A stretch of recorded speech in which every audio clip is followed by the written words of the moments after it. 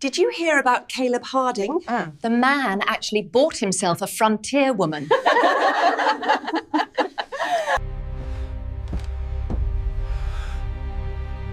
"Take me home, cowboy," the Apache woman said, when he heard the town call her less than human. The china cups clinked like whispered secrets in Mrs. Harrington's parlor. 5 women sat in a circle of silk and judgment, their faces powdered masks of civilized cruelty. The afternoon sun streamed through lace curtains, casting intricate shadows across their careful smiles. "Did you hear about Caleb Harding, Mrs.?" Whitmore leaned forward, her voice dripping with the particular sweetness that preceded venom. "The man actually bought a squaw. Brought her right into his house like she was human. Squaw Man, Mrs. Patterson hissed the words sliding off her tongue like poison. "That's what they're calling him now. His poor mother must be spinning in her grave.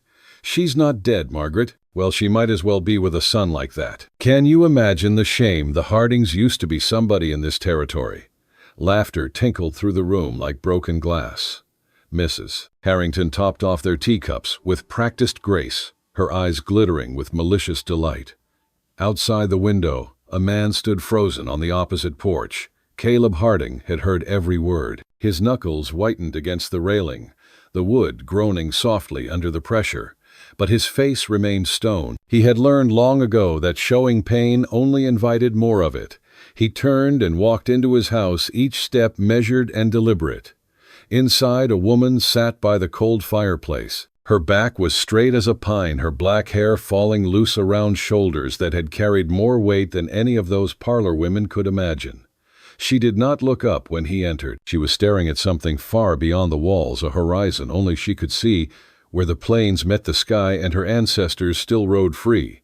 Caleb sat down beside her, not close enough to touch, just close enough to say, "I am here. I am not going anywhere." They called him Squaw Man, like it was a curse, a brand burned into his reputation for all to see. They didn't know it was the only name he'd ever been proud of. Before we continue this story, take a moment to comment below. Where are you watching from tonight? And have you ever seen someone sacrifice everything for love? Your thoughts help this tale reach the hearts that need it most. 6 months earlier, the morning sun rose over Bitter Springs, like a wound opening in the sky.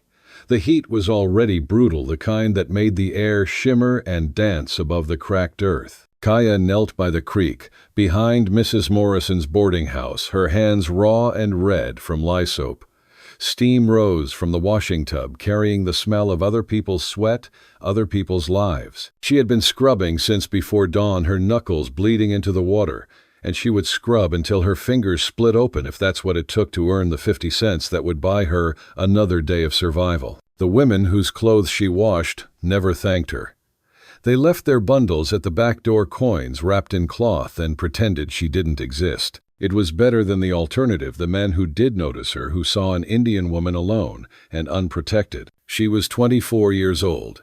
She had been a wife, a mother, a daughter of the Lakota people, raised on stories of warriors and spirit guides, taught to read the land like others read books.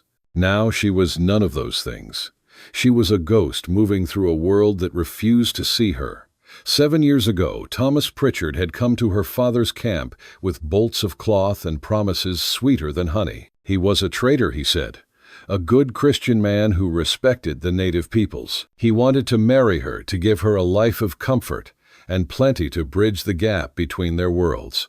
Her father had been dying then, his lungs rattling with each breath. The winter had been brutal, and the soldiers had driven the game away. Pritchard offered horses, blankets, food enough to keep the band alive until spring. He offered hope when there was none left. "Go with him, little bird," her father had whispered, his trembling hand cold against her cheek.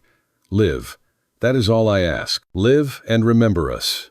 So she had gone, believing she was saving her people, believing the white man's promises. How young she had been. How foolish. The first year, Pritchard treated her like a curiosity, something exotic to display to his friends over brandy and cigars. "Look at my Indian wife. See how docile she is. How pretty. Isn't she a fine specimen?"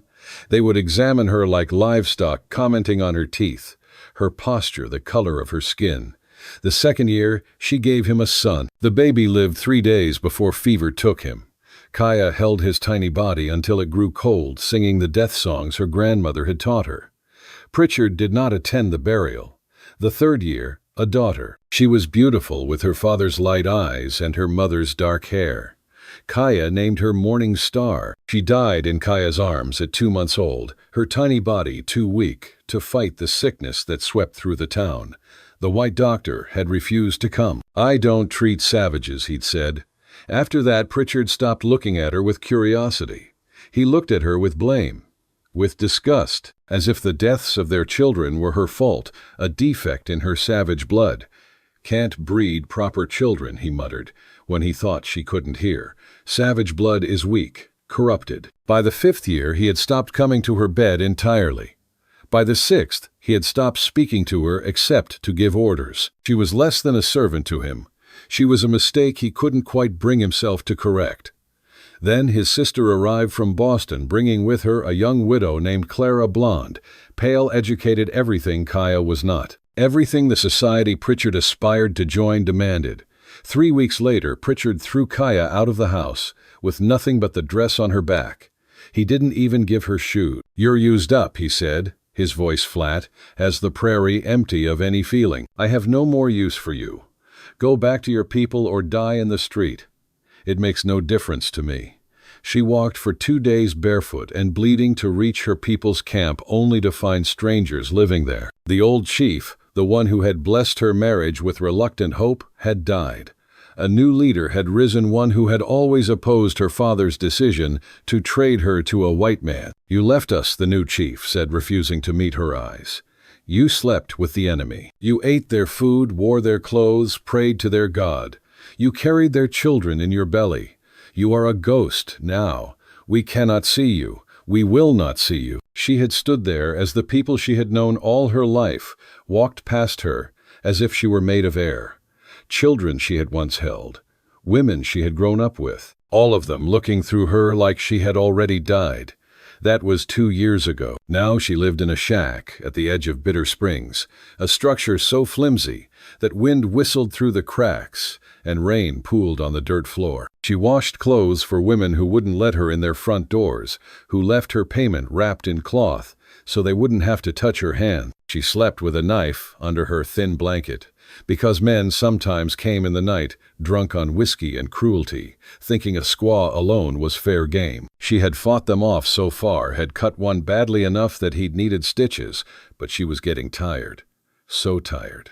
The night they came for her, she was too exhausted to hear them until it was too late. 4 men, rough hands, a bag over her head that smelled of old blood, the sound of her shack being torn apart as they searched for valuables she didn't have. She bit one of them hard enough to taste blood, felt her teeth sink into flesh until she hit bone. She clawed another's face until she felt skin tear under her nails, heard him scream. But they were stronger, and there were more of them, and eventually a fist connected with her temple, and the world went dark. When they threw her into the wagon with the other women, 3 Mexicans, 2 other natives, 1 white girl who couldn't stop crying, Kaya didn't scream or beg. She had learned long ago that screaming only made them hit harder. She looked up at the stars through the gaps in the wagon cover, finding the constellation her grandmother had called the Running Deer, and whispered in Lakota, "Grandfather, if you can still hear me, guide me. I am not ready to walk the spirit road. Not yet. Not like this." The stars said nothing, but somewhere deep in her chest, in the place where her children's memories lived, a small flame refused to go out. The slave market operated in a canyon 3 days' ride from the nearest law, a wound in the earth, where humanity went to rot. Dust the color of dried blood hung in the air, coating everything, getting into mouths and eyes and lungs. The smell was worse, fear sweat and unwashed bodies, and the copper tang of old violence. Caleb Harding stood at the edge of the crowd, his hat pulled low over his eyes, his hand resting on the revolver at his hip. He hated this place with every fiber of his being. Hated the men who ran it, the men who bought from it, the world that allowed it to exist. But he was here for a reason. Maria, his housekeeper, had fallen to her knees 3 months ago, sobbing so hard she couldn't breathe. Her younger sister, Rosa, the one who sent letters every month, the one who was saving money to open a bakery in San Francisco, the one who had dreams, had vanished from the border town where she worked. They take women, Senor Caleb Maria had choked out between sobs. The bad men. They take them and sell them to the mines, to the camps, to places where women go and never come back. Please, please, you have to help me find her. Caleb had promised nothing. He had learned long ago that promises were just words people used to make themselves feel better. But Maria had raised him after his own mother decided society parties were more important than her son. Maria had fed him when he forgot to eat, had bandaged his wounds. When he came home bloody from fights, he'd started just to feel something had sat with him through the long nights, when the loneliness got so bad he couldn't breathe. So he went looking. This was his 7th market. 7 times he had walked through crowds of monsters and searched for a woman with a silver bracelet shaped like a cactus flower. The bracelet Maria had given Rosa on her 15th birthday, the one Rosa never took off. 7 times he had failed. 7 times he had ridden home with nothing but dust in his throat and shame in his heart. Today would be the 8th.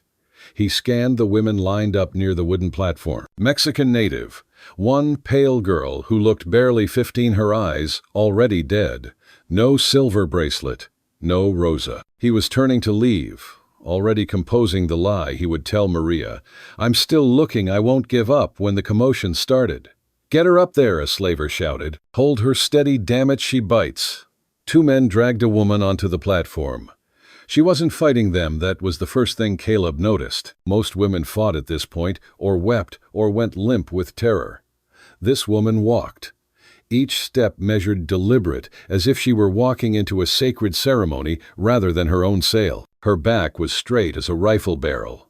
Her black hair hung in tangles around a face that was bruised but unbowed. And then she began to sing. The melody was low and ancient, rising and falling like wind, through canyon walls like water over stone. Caleb didn't understand the words, but he felt them a prayer, a defiance, a declaration that whatever they did to her body, they could not touch what was inside. Her voice was cracked and raw, but it was beautiful in a way that made his chest ache. The slaver backhanded her across the face. The song stopped. Blood trickled from the corner of her lip, but her lips kept moving, forming the words in silence. And her hands bound behind her back, her fingers were weaving. Caleb recognized the motion from a book he'd read years ago about the Plains tribes. She was braiding a prayer cord from the very rope that bound her, transforming her chains into something holy. She was not surrendering. She was not breaking. In the middle of hell, she was praying. Lakota Squaw, the auctioneer, bellowed. Good teeth, strong back. Bit wild, but nothing a firm hand won't fix. Who'll start at $5? 10A rancher raised his hand, grinning. 15. Another. Then a voice cut through the crowd like a blade through butter. $50. Silence fell. The crowd parted like the Red Sea. A man stepped forward, massive, barrel-chested, with a beard like a dirty snowdrift and eyes like a pig's. Silas Blackwood. Everyone knew him.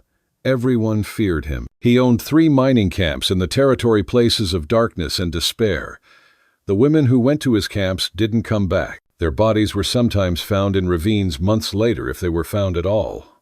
Blackwood walked up to the platform, looking at the Lakota woman the way a butcher looks at a side of beef. "This one's got spirit," he said, reaching out to grip her chin with thick, dirty fingers. "I like breaking the spirited ones. They scream louder. Last longer, too, if you know what you're doing." The woman looked directly into his eyes and spat in his face. The crowd gasped. Blackwood wiped his cheeks slowly, his expression shifting from shock to something far worse, dark, gleeful amusement. $70, he said, grinning with yellow teeth. "This one's going to be fun." 70 going once. Caleb should have walked away.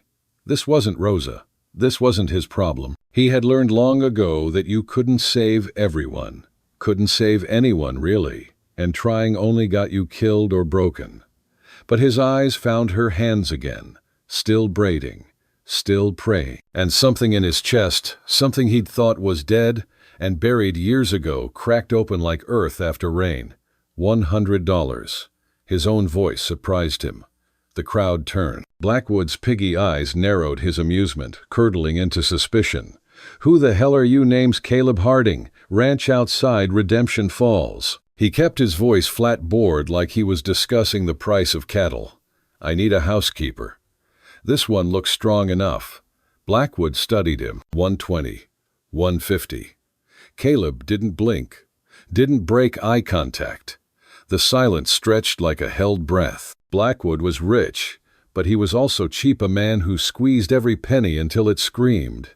$150 was 3 months' wages for a mine worker. For a woman he could replace for $30 at the next market. "You're crazy," Blackwood spat. "Take the savage bitch." He turned and shouldered through the crowd, his men following like dogs. Caleb counted out the money and climbed onto the platform. The slaver handed him a rope attached to the woman's bound wrists. Caleb looked at the rope, then at her. Then he pulled out his knife and cut her hands free.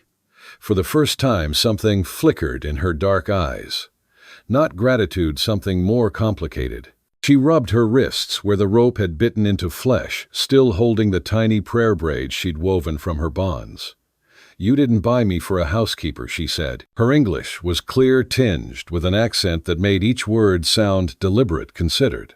"No," Caleb admitted. Then why he looked at the prayer braid in her hand, at the blood on her lip, at the pride in her bearing that no amount of brutality had been able to crush. "I don't know," he said honestly. "I really don't." She studied him for a long moment. Then she nodded once, as if he had passed some test she hadn't told him about.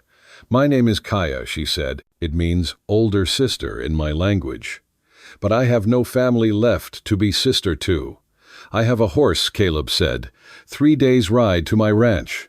Can you travel? I can travel." They walked out of the canyon together, neither looking back. Behind them the auction continued, more lives being sold like livestock. Caleb couldn't save them all. But he could save this one. And for reasons he didn't understand, that felt like the most important thing he'd ever done. The first week at Caleb's ranch, Kaya waited for the other shoe to drop. She had learned long ago that white men's kindness always came with a price tag, usually written in flesh and tears. Pritchard had been charming too at first, gentle even, full of sweet words and softer touches. Until he wasn't. Until the mask slipped and the monster emerged. So she watched Caleb the way she had once watched the horizon for cavalry dust, carefully, constantly waiting for the danger she knew was coming. She memorized the exits, noted where he kept his guns, planned escape routes through windows and across fields. But the danger never came. He gave her a room of her own, a real room with a bed and a window and a door that locked from the inside. "This is yours," he said, handing her the key. "No one enters without your permission, including me. Especially me." She took the key and said nothing. But that night, for the first time in 2 years, she slept without her knife in her hand. Maria, the old Mexican housekeeper, treated Kaya with cautious kindness. She didn't ask questions about where Kaya came from or why Senor Caleb had brought her home. She just showed Kaya where things were, explained the rhythm of the household, and shared her kitchen without making Kaya feel like an intruder. "Senor Caleb is a good man," Maria said one morning, kneading bread with practiced hands that had done this work for 50 years. "But he carries a wound in here." She touched her chest right over her heart. "It makes him quiet, makes him hard to know, makes him push people away before they can hurt him." "What kind of wound?" Kaya asked. Maria's eyes went soft with old sorrow. "The kind a mother gives when she forgets to love her child. The kind that makes a man believe he is not worth loving." Kaya understood that wound. She had her own version of it, the ghost of her children's faces, the echo of her father's voice, telling her to live, when all she wanted was to follow them into death, the way her people had looked through her as if she were already a spirit. The ranch was not what she expected. It was modest, a sturdy house, a decent barn, enough cattle to make a living but not enough to make a fortune. Caleb worked alongside his 2 hired hands, doing the same backbreaking labor they did, never asking for special treatment or respect. She watched him mend fences in the scorching sun, his shirt soaked with sweat, his muscles straining under the work. She watched him gentle a skittish horse with patience that seemed bottomless, speaking to the animal in low, soothing tones. until it stopped trembling. She watched him sit on the porch at night, staring at nothing, a glass of whiskey untouched beside him. He was lonely. She recognized it because she was lonely too.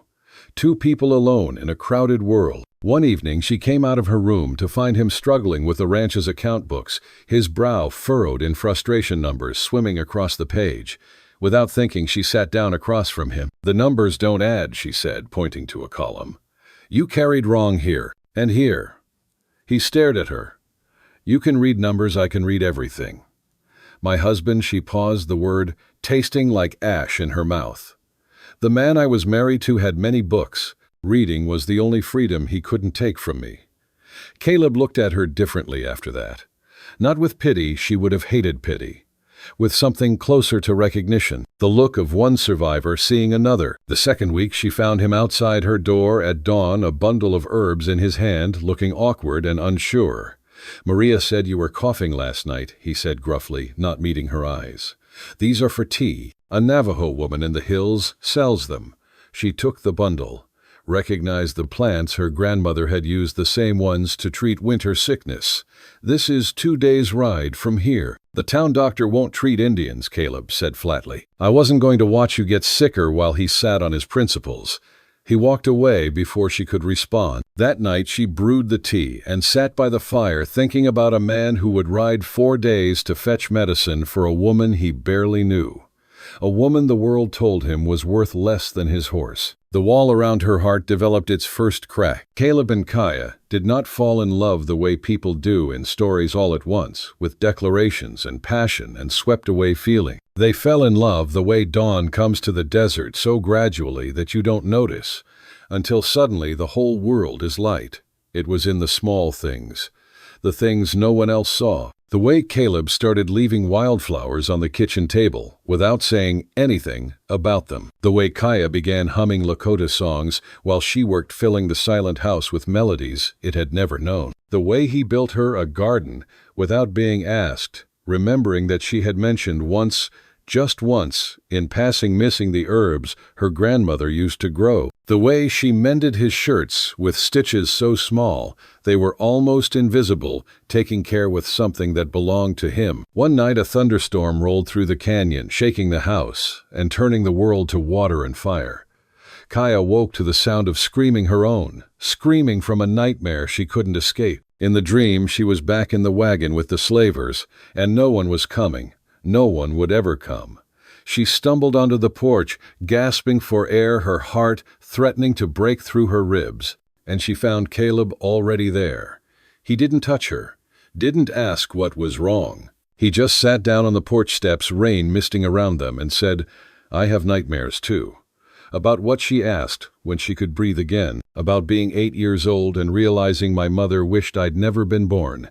He said it matter-of-factly, like he was discussing the weather or the price of grain. About finding my fiancé in bed with my brother and realizing that no one in my life had ever actually loved me. They just loved what I could give them. Kaya sat down beside him. Not close enough to touch, just close enough. "I dream about my children," she said softly, the words barely audible over the rain. "About holding them while they die. About not being able to save them no matter how hard I pray." The rain fell around them. Lightning split the sky. Thunder rolled across the canyon. "We're the same," Caleb said finally. "Two people who got thrown away by everyone who was supposed to love them." "Maybe that's why we found each other," Kaya said. He looked at her, then really looked, and she saw something in his eyes that made her breath catch, not desire, not possession, but recognition. The look of someone who has been lost for a very long time and has finally found the path home. "Maybe we did," he said. After that night, something shifted between them. The silences became comfortable instead of careful. They started taking meals together, talking about small things that slowly became bigger things. Kaya told him about her grandmother, who could read the future in the flight of birds, about her father who had been a healer before the soldiers came, about the 2 babies she had buried and the part of her soul that was buried with them. Caleb told her about growing up in a house full of expensive things and empty of warmth, about the day his mother told him, He was a disappointment. About Eleanor, who had smiled at him across a ballroom floor and made him believe for one foolish moment that someone could love him for himself. "She didn't love you, Kaya," said one evening, her voice gentle. "But that says nothing about whether you deserve to be loved." Caleb looked at her for a long moment. "Neither did your husband. But you're still here, still fighting." "We're survivors," she said. "Maybe it's time we stopped just surviving." The first stone came through the window on a Tuesday night. Wrapped around it was a note: "Squaw Man, get out or burn." Caleb picked up the stone, read the note, and threw both into the fire without a word. But Kaya saw his jaw tighten, saw the way his hands curled into fists at his sides. The consequences of their closeness had been building for weeks. The general store in Redemption Falls had stopped selling to Maria. The bank had suddenly found irregularities in Caleb's loan application. Neighboring ranchers who used to nod at him in passing now crossed the street to avoid him. Squaw Man. She had heard the whispers, seen the way people looked at Caleb like he was something scraped off the bottom of a boot. She knew what that word meant. It meant a white man who had fallen so low he would bet a savage. It meant social death. It meant his family name, whatever was left of it, ground into the dirt. "I should go," she said one morning, her voice steady, even though her heart was breaking. "I'm destroying everything you have." Caleb looked up from his coffee. "What exactly do I have?" "Kaya, your ranch, your reputation, your place in this community. A community that shuns a man for treating a human being like a human being." He laughed, but there was no humor in it. "That's not a place I want to belong. They'll destroy you." He stood across the room and stopped in front of her, close enough that she could see the gold flecks in his gray eyes, close enough to count his heartbeats. "I was already destroyed," he said quietly. "I was a dead man walking through a dead man's life. And then I saw you on that platform singing to your gods while the world tried to break you. And I thought," he paused, swallowed, "I thought, there's someone who knows what it means to survive." "Caleb, you asked me once why I bought you. I said I didn't know." He reached out slowly, giving her time to pull away. His fingers brushed her cheek like she was something precious. "I know now. I bought you because something in me recognized something in you. Because, for the first time in my life, I saw someone worth saving. And I realized I wanted to be saved too." She should have stepped back, should have protected him from himself, from her, from the poison of association that would follow him forever. Instead, she leaned into his touch. "My people believe," she whispered, "that when two souls are broken in the same way the Great Spirit sends them to each other, so they can heal. Do you believe that I didn't?" She looked up at him. "Until I met you." A week later, Caleb rode into Redemption Falls with Kaya beside him, not behind him, not hidden, but beside him, and stopped in front of the church. Pastor Williams came out, his face already arranged into disapproval. "Mr. Harding, I hope you're not here for what I think you're here for." "I'm here to get married," Caleb said. "I can't marry you two." The pastor couldn't even say her. "It's against the natural order, against God's law." Chapter and verse. The pastor sputtered. It's obvious the races shouldn't." "I didn't think so." Caleb dismounted and helped Kaya down. Then, in full view of the gathering crowd, he pulled a ring from his pocket, a simple silver band he'd made himself, and held it up. "You won't marry us," he said to the pastor, but his voice carried to every ear on the street. "Fine, but I don't need your blessing. I only need hers." He turned to Kaya. "In front of these witnesses, I declare that you are my wife. I will honor you, protect you, and love you until the day I die. And anyone who insults you," his eyes swept the crowd, "insults me." Kaya took the ring and slid it onto her finger. "In front of these witnesses," she said, her voice clear and strong, "and in front of my ancestors who watch from the spirit world, I declare that this man is my husband. I will stand beside him in sun and storm, in plenty and want, until my spirit walks the star road." They burned the barn on a moonless night, when the darkness was so complete that even the stars seemed to have turned away. Kaya smelled the smoke before she saw the flames. Her eyes snapped open, instincts, honed by years of survival, screaming at her to move. She threw open the bedroom door and screamed Caleb's name. He was already running, pulling on his boots as he moved. They ran together through the darkness, the heat growing with every step, until they stood before the inferno that had been their livelihood. Orange flames licked the sky, throwing terrible shadows across the ground. The sound was like a living thing, a roar of hunger and destruction. The horses were still inside. Their screams cut through the night like knives. Caleb didn't hesitate. He wrapped his shirt around his face and plunged into the flames, without a backward glance. Kaya tried to follow, but Maria appeared from nowhere and held her back with surprising strength for her age. "He will come back," Maria said, her voice shaking. "He has to come back." All Kaya could do was pray in Lakota while the fire roared like a living thing, while sparks flew up into the black sky like dying spirits. She prayed to her grandmother, to her father, to the children she had lost. She prayed to any power that might be listening. He emerged once, leading 2 terrified horses by their manes, their eyes rolling white with fear. He handed them off to the hired hands and went back in. He emerged again, this time with a mare and her foal, the young one, stumbling on shaking legs. His hair was singed. Burns were already forming on his arms. He went back in. The third time, a beam collapsed behind him with a sound like thunder. The doorway filled with flame. He didn't come out. The seconds stretched into eternities. Kaya counted heartbeats: 1, 2, 5, 10. The fire roared louder.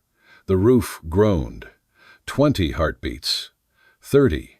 Kaya broke free from Maria's grip and ran into the fire. The heat was a physical force, pressing against her from all sides, like hands trying to push her back.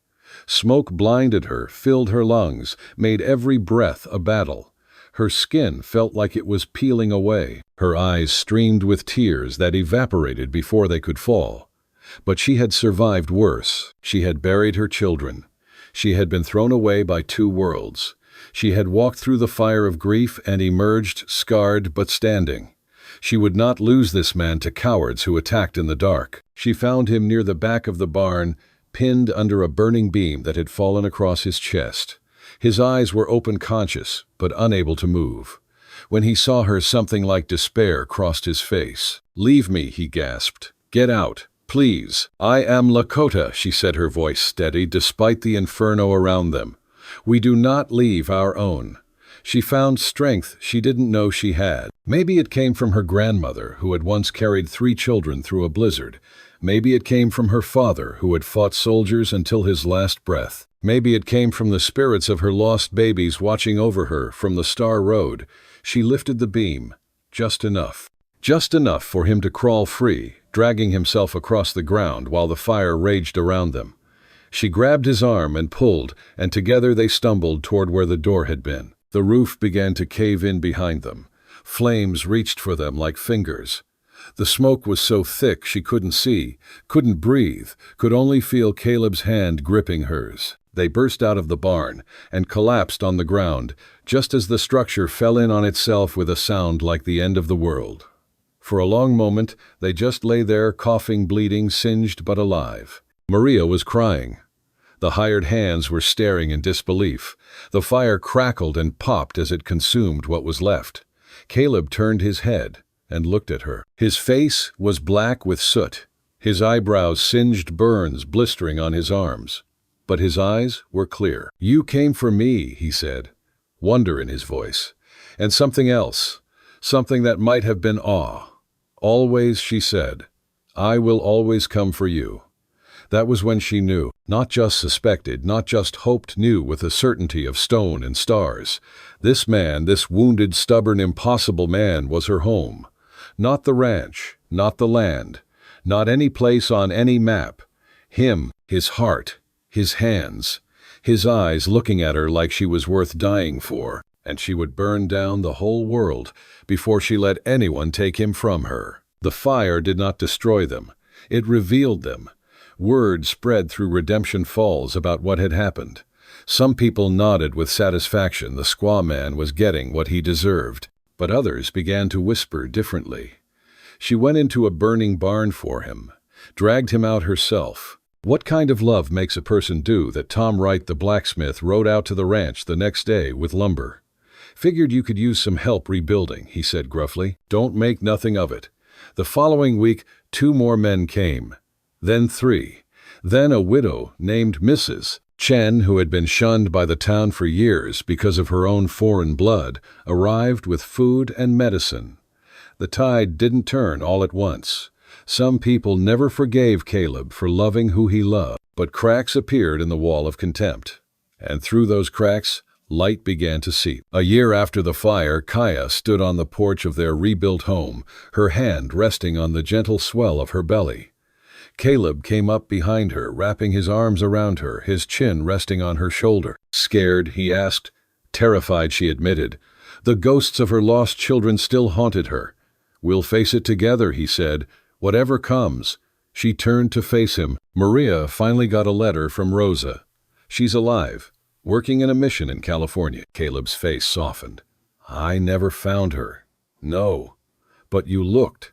7 times. That's who you are. She touched his face. That's why I love you. I love you too, he said, more than I knew it was possible to love anything. 3 years later, a little girl with her father's gray eyes and her mother's black hair ran through the wildflowers behind the ranch house. Her name was Hope. Because that's what you gave me, Caleb had said when Kaya asked why. The world was not perfect. There were still whispers, still people who turned away. But there was also Tom Wright, who had become a friend, Mrs. Chen, who taught Hope Chinese nursery rhymes, Maria, who was grandmother to them all. Caleb came out of the barn and walked across the yard to where Hope was picking flowers. He swung her up onto his shoulders, and her laughter rang out like bells. Kaya felt her heart expand until it hurt. This was what they had fought for, this love that had grown from the ashes of everything they'd lost. They called him Squaw Man. He wore it like a crown, because it meant he was hers, and she was his, and together they were home. They say love requires sacrifice, but for Caleb and Kaya, it wasn't sacrifice at all. They had both spent their lives being discarded by the worlds that should have cherished them. When they found each other, they found the one thing neither had ever known: a place to belong. The townspeople who mocked them, the society that shunned them, they never understood. They thought Caleb had lowered himself by loving a native woman. They couldn't see that she had raised him up, that together they had built something the gossips and the stone throwers could never destroy. In the end, the word Squaw Man stopped being an insult. It became a badge of honor. It meant, here is a man who chose love over acceptance. Here is a man brave enough to stand against everything he was taught because his heart knew something his world refused to see. And in a small ranch house at the edge of Redemption Falls, 2 people who had been thrown away by everyone they loved built a family on the only foundation that matters: the choice to stay, the courage to love, and the knowledge that home isn't a place. It's a person who holds your hand and says, I'm not going anywhere. The end.